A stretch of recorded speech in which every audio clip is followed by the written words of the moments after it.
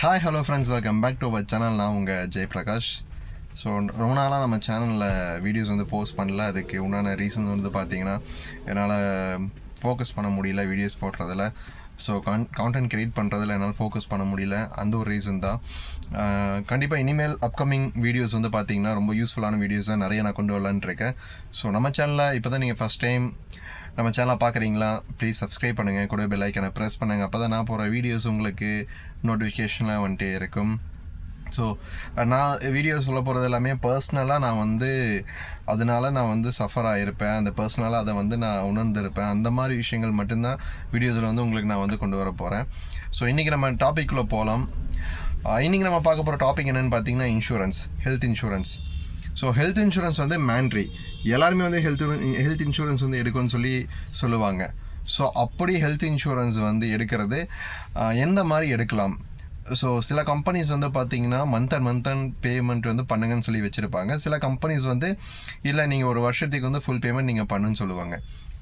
So எது பெட்டராக இருக்குன்னு சொல்லிட்டு இப்போ நான் உங்களுக்கு எக்ஸ்பிளைன் பண்ணுறேன். ஒரு 5 மந்த்ஸ் பிஃபோர் எனக்கு ஒரு ஆக்சிடெண்ட் ஆச்சு. ஸோ அதனால் நான் கொஞ்சம் சஃபர் ஆனேன். அப்போ வந்து பார்த்திங்கன்னா ஒரு ஹெல்த் இன்சூரன்ஸ் நான் போட்டிருந்தேன். மந்த் ஆன் மந்த் வந்து பார்த்திங்கன்னா பேமெண்ட் வந்து பண்ணிகிட்ருந்தேன். ஸோ மந்த் ஆன் மந்த் வந்து பேமெண்ட் பண்ணுங்கன்னு சொல்லிட்டு ஒரு எல்லாத்துக்கும் பரிச்சயமான ஒரு நிறுவனம் வந்து கொடுத்துட்ருக்குறாங்க.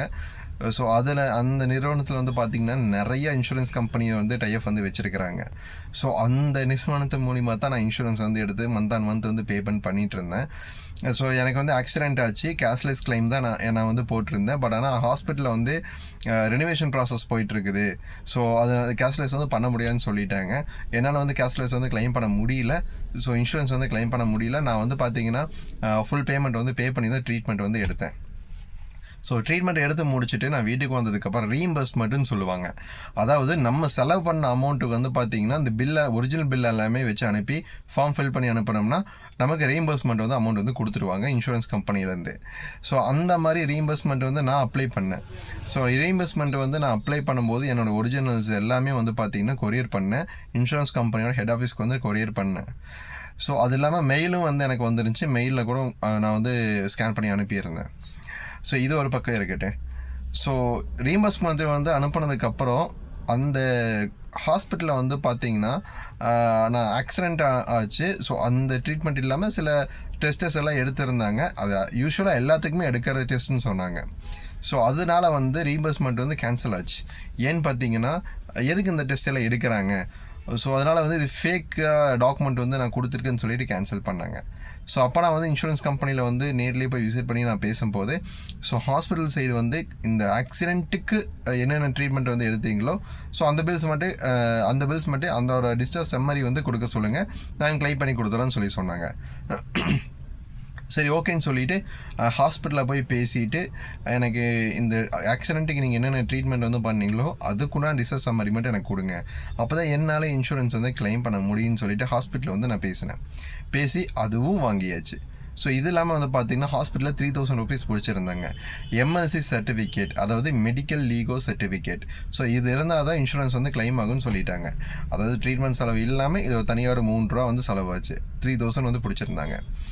ஸோ இதெல்லாமே வாங்கி ரெடி பண்ணதுக்கப்புறம் இதெல்லாமே நான் வந்து அனுப்பினேன், மறுக்க இன்சூரன்ஸ் கம்பெனிக்கு வந்து அனுப்பினேன். ஸோ இன்சூரன்ஸ் கம்பெனியில் வந்து வெரிஃபிகேஷன் வந்தாங்க, எல்லாமே ப்ராசஸ் பண்ணாங்க. ப்ராசஸ் பண்ணி முடிச்சுட்டு ஃபைனல் அவங்க சொன்னது என்னென்னு பார்த்தீங்கன்னா, இது நீங்கள் கொடுத்த சர்டிஃபிகேட் எல்லாமே ஓகே, ஒன்றும் பிரச்சனை இல்லை, இன்சூரன்ஸ் கிளைம் வந்து பண்ணிக்கலாம். பட் ஆனால் நீங்கள் மந்த் அண்ட் மந்த் வந்து பேமெண்ட் பண்ணுறேன்னு சொல்லிட்டு சூஸ் பண்ணிக்கிறீங்க. ஸோ அந்த மந்த் அண்ட் மந்த் பேமெண்ட் வந்து பேலன்ஸ் இருக்குது. இப்போ நான் ஒரு வருஷத்தில் வந்து 6 மாதம் கட்டிட்டு அப்படின்னா பேலன்ஸ் வந்து 6 மாதம் இருக்குது இல்லைங்க. அந்த 6 மாத பணம் வந்து முழுசாக கட்ட சொன்னாங்க. ஸோ அப்போ தான் வந்து பார்த்தீங்கன்னா ரீஇம்பர்ஸ்மெண்ட் வந்து பண்ண முடியும், இன்சூரன்ஸ் வந்து கிளைம் வரும்னு சொன்னாங்க. ஸோ அந்த இடத்துல நான் ஸ்ட்ரக் ஆனேன். என்னென்னு பார்த்தீங்கன்னா எனக்கு வந்து ஒரு 25,000 எனக்கு வந்து ஒரு 16,000 ரூபா பக்கம் செலவாச்சு. நான் பேலன்ஸுக்கு 6 மாதத்தில் கட்ட வேண்டிய அமௌண்ட் வந்து பார்த்திங்கன்னா 14,000 ரூபா. ஸோ அது இல்லாமல் எம்எல்சி சர்டிஃபிகேட்டுக்கு வந்து இந்த 16 ரூபா இல்லை 3 ரூபா செலவு பண்ணிக்கிறேன், 19 ரூபா. ஆனால் நான் 6 மாதம் கட்ட வேண்டிய அமௌண்ட் எவ்வளோ சொன்னேன்? 14 ரூபா சொன்னேன். இந்த செலவு இல்லாமல் அந்த 14,000 நான் திருப்பி இந்த செலவு நான் அமௌண்ட் வந்து ஸ்பெண்ட் பண்ண பார்த்தீங்களா, இது இல்லாமல் அந்த 14,000 ரூபா இன்சூரன்ஸ் கம்பெனிக்கு நான் கட்டினேன்னா அவங்க எனக்கு கொடுக்குற கிளைம் வந்து பார்த்திங்கன்னா 19,000. எப்படி இருந்தாலும் நம்ம கட்டுறது தான். ஒரு அர்ஜென்ட்டுக்கு வந்து யூஸ் ஆகும்னு சொல்லிட்டு ஹெல்த் இன்சூரன்ஸ் வந்து நம்ம பண்ணுறோம். பட் ஆனால் ஃபஸ்ட்டே அந்த கம்பெனிஸ் எல்லாமே இப்படி நீங்கள் கிளைமிங் வந்து வரும்போது ஃபுல் பேமெண்ட் பண்ணணும்னு சொல்லிட்டு யாருமே சொல்கிறதில்ல. ஸோ நீங்கள் மந்த் அண்ட் மந்த் பேமெண்ட் பண்ணுற மாதிரி ஏதாச்சும் இன்சூரன்ஸ் கம்பெனியில் எடுத்துருந்தீங்கன்னா தயவு செஞ்சு அதை நீங்கள் செக் பண்ணிக்கோங்க. இன்கேஸ் எனி எமர்ஜென்சி நம்ம வந்து இன்சூரன்ஸ் வந்து கிளைம் பண்ண முடியுமா முடியாதா, இல்லை ஃபுல் பேமெண்ட் பண்ணால் மட்டும் தான் நம்மளால் கிளைம் பண்ண முடியுமான்னு சொல்லி நீங்கள் செக் பண்ணிக்கோங்க. ஏன்னா அது நான் சொல்கிறேன்னா, எல்லாத்தினாலே அந்த டைமில் வந்து ஃபண்ட் வந்து ரெடி பண்ண முடியாது. ஸோ சின்ன அமௌண்ட் ரெடி பண்ணிடலாம், கொஞ்சம் பெரிய அமௌண்ட்னால் கொஞ்சம் கஷ்டமாக போயிடும். ஸோ அதனால் மேக்ஸிமம் வருஷத்துக்கு ஃபுல் பேமெண்ட் பண்ணி நீங்கள் ஹெல்த் இன்சூரன்ஸ் எடுங்க, அது கொஞ்சம் பெட்டராக இருக்கும். நீங்கள் ஏதாச்சும் உங்கள்கிட்ட க்ரெடிட் கார்டு இருக்குதுன்னா கூட அதை யூஸ் பண்ணி கூட நீங்கள் பேமெண்ட் பண்ணிவிட்டு இஎம்ஐ கன்வெர்ட் பண்ணி நீங்கள் கட்டிக்கோங்க. ஹெல்த் இன்சூரன்ஸில் மந்த் அண்ட் மந்த் பேமெண்ட் வந்து மந்த் அண்ட் மந்த் பே பண்ணுறது வந்து தவிர்த்துருங்க.